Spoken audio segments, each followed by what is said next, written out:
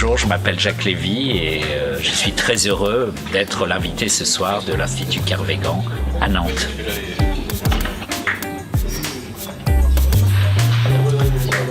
Oui, c'est pas tout à fait nouveau en fait, ça fait quand même quelques années ou un peu plus que des géographes ou d'autres réfléchissent à la composante spatiale de la justice, la composante géographique de la justice, c'est-à-dire est-ce que quand on envisage la justice dans l'espace, est-ce que les concepts, les conceptions de la justice se trouvent modifiés ou pas?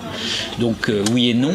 C'est vrai que les grands débats sur la justice lancés par des penseurs comme John Rawls ou Amartya Sen sont tout à fait pertinents aussi pour des questions de géographie, mais on s'aperçoit qu'il y a quand même des spécificités qui sont d'autant plus intéressantes que grâce à elles, on peut aussi revisiter le concept de justice lui-même. Parce que la plupart des théories de la justice avaient été pensées dans une optique purement redistributive, où il y avait une certaine somme d'argent public à distribuer, avec l'idée que ça puisse diminuer les inégalités.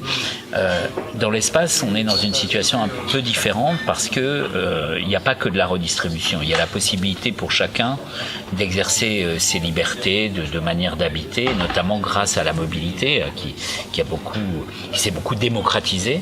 Donc à ce moment-là, le problème c'est plus une cohabitation, c'est plus la conciliation entre différents projets. Là, on s'aperçoit aussi que les enjeux de justice, donc pas seulement spatiaux, mais c'est très net avec l'espace, impliquent de plus en plus une coproduction de biens publics, beaucoup plus qu'une redistribution publique de biens privés, comme par exemple avec les minima sociaux ou des accès à des biens précis. Donc du coup, ça nous a permis aussi de dire des choses sur la justice en général.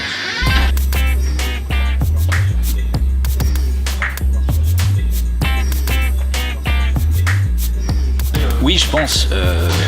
Et d'ailleurs, nous sommes très sollicités par les médias d'actualité à propos des Gilets jaunes parce que tout le monde a compris qu'il y avait une dimension géographique dans ce mouvement, en tout cas au début, puisque l'idée c'était on augmente le prix du carburant alors que nous avons besoin de notre voiture dans notre vie quotidienne.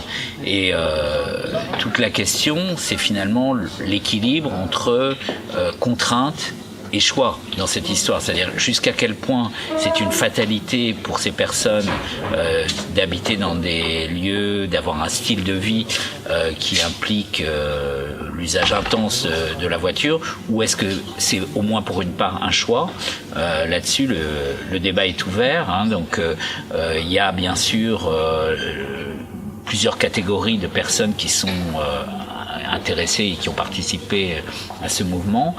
Il y en a qui sont très, très modestes, très démunis et qui habitent dans des zones très reculées. Ceux-là, effectivement, on peut dire que ils sont dépendants de la voiture sans avoir beaucoup d'alternatives. En revanche, ceux qui habitent plutôt dans le périurbain, la situation est différente. C'est un choix qu'ils ont fait. Ils sont en général propriétaires de leur maison. Ils ont 2 voitures parce que c'est la logique des ménages biactifs. Donc là, ça mérite, je dirais, un débat public pour savoir jusqu'à quel point la société dans son ensemble peut soutenir leur mode de vie, dans la mesure où une des raisons des nouvelles taxes, c'est quand même le fait que le bien public mobilité, s'il est fabriqué grâce à l'automobile, on peut considérer qu'il entre en collision avec d'autres biens publics, comme la nature, comme la ville, et donc, à mon avis, ça mérite débat. Intéressante proposition. Mais en tout cas, on peut dire que c'est bien de justice spatiale que parlent les Gilets jaunes, en tout cas dans cette composante.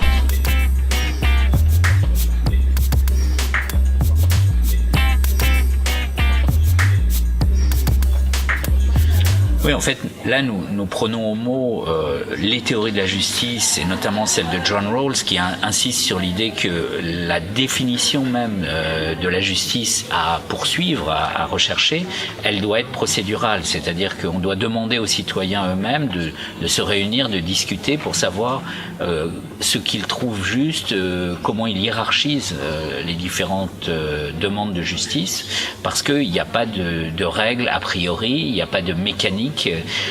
Qu'est-ce qui est juste aujourd'hui qui ne l'était pas hier et qui ne le sera peut-être pas demain?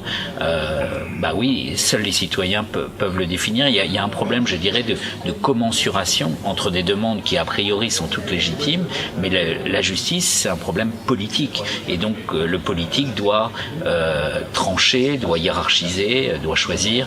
Et là, c'est seulement les citoyens qui peuvent dire ça, c'est plus important que ça.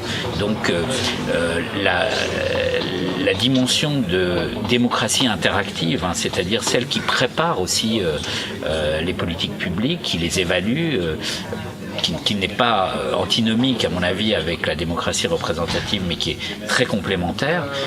Il me semble que cette dimension-là s'impose, et je pense qu'aujourd'hui on a les moyens de faire discuter les citoyens à toutes les échelles. Il y a même des exercices de débat sur des échelles mondiales, sur des grands sujets, donc à l'échelle d'un État-nation, évidemment c'est possible, donc, et aussi bien sûr aux échelles régionales ou locales. Donc je pense que peut-être d'ailleurs à l'occasion du mouvement des Gilets jaunes, ce serait l'occasion de lancer un grand débat public sur la justice en général et sur la justice spatiale en particulier.